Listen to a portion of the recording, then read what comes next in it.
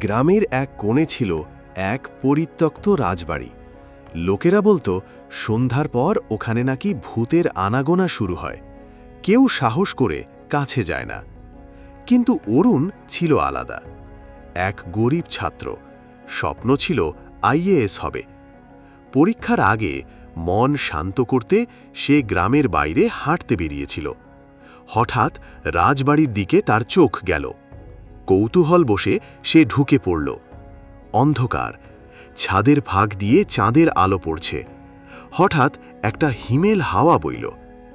কাঁপতে কাঁপতে অরুণ একটা পুরনো ঘরে ঢুকল। দেয়ালে লেখা, যে সাহস করে সাফল্য তার হাত ছোঁয়ে।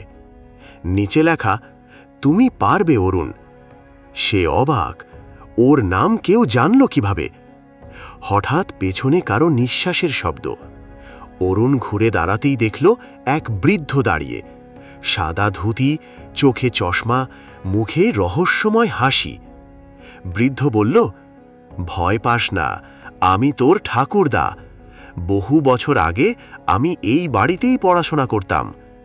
সবাই আমাকে পাগল বলতো, কিন্তু আজ তুই এসেছিস সাহস নিয়ে চ্যালেঞ্জ নিতে।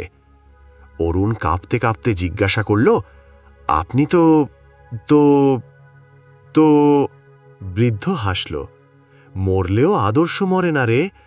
তুই শুধু মনে রাখিস, সাফল্যের জন্য ভয়কে জয় করতেই হবে। পরদিন গ্রামে হইচই।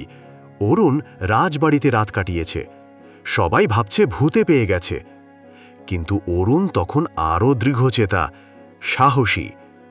কয়েক মাস পর সে যখন ইউপিএসসিতে প্রথম হয়, সবাই অবাক। পরে অরুণ বাড়ির পুরনো ট্রাঙ্কে খুঁজে পায় এক ছবি, তার ঠাকুরদার।